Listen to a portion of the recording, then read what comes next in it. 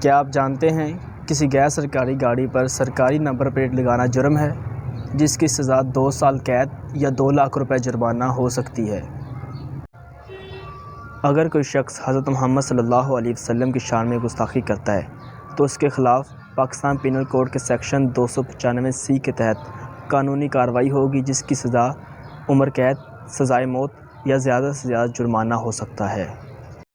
اگر کوئی شخص کسی بندے پر فائرنگ کرتا ہے جس کے نتیجے میں اس بندے کے جسم پر گولی لگ جاتی ہے لیکن وہ جاں بحق نہیں ہوتا، تو فائرنگ کرنے والے کے خلاف PPC کے سیکشن 324 کے تحت قانونی کارروائی ہوگی، جس کے تحت اس بندے کو 10 سال قید اور جرمانہ ہو سکتا ہے۔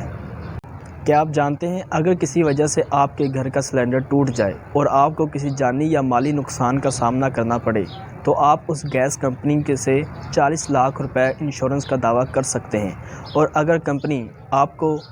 انشورنس دینے سے انکار کرتی ہے یا آپ کا دعویٰ ملتوی کرتی ہے تو آپ اس کمپنی کے خلاف شکایت درج کر سکتے ہیں، جس کے تحت اس کمپنی کا لائسنس منسوخ بھی ہو سکتا ہے۔